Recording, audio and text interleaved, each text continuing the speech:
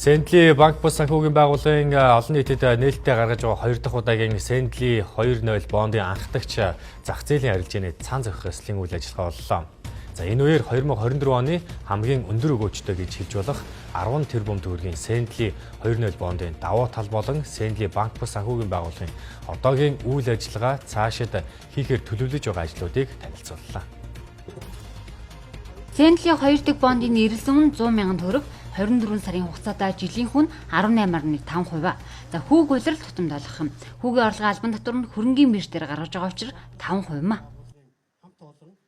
Сэнтлигийн хувьд бол бас шинэ залуу стартап байгууллага одоо компани анх байгуулагдж ирсэн бол бид бүхэн одоо орон нутгад хүртээмжтэй санхүүгийн үйл ажиллагаа явуулдаг. За олон улсын бид нар төлбөр тооцоо мөнгөн гуйл дээр ажилладаг. Тэгээд бас бусад байгууллагуудад ийм хөрөнгийн зах зээлийн боломжтойг бас харуулсан үйл ажиллагаанууд бас болж гинэ үү гэж бид бүхэн бас ингэж дүгнж бас өнөөдөр цаан зах харах хэмжээнд дээр бас хэллээ.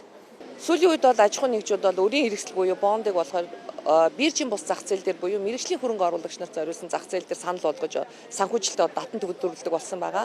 Сэнтли банк бус санхүүгийн байгууллагын хувьд бол олон нийтээс татан төлрүүлж байгаараа ач холбогдолтой. Тэгээ би яг тэгж хэлж гэнэ үхээр энэ олон нийтийн санхүүгийн боловсролыг дээшлүүлэхтэй ялангуяа хөрөнгөний зах зээл дээр хөрөнгө оруулалтын боломжуудыг таниулах энэ одоо чухал одоо ажилд бол хувь нэмэр оруулж байгаа гэж харж байгаа. Хөрөнгө оруулагчдад таатай боломжийг олгож байгаа энэ бондын арилжааны захиалга 8 мянган дүрч олон нийтээс 10 тэрбум төгрөгийг амжилттай төлөвлөлөө. Татан төлөвлөрүүлсэн санхүүжилтийг тус компани орон нутгийн 51, Улаанбаатар хотын 7 салбараараа дамжуулан жижиг дунд бизнес эрхлэгчдийг дэмжих зээлийн хөсвөрт зартуулахаар төлөвлөжээ.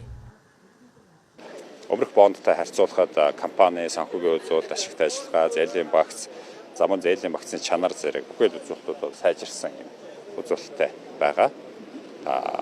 Замун бондын эрэлт зах зээлээр бас нэлээд байна.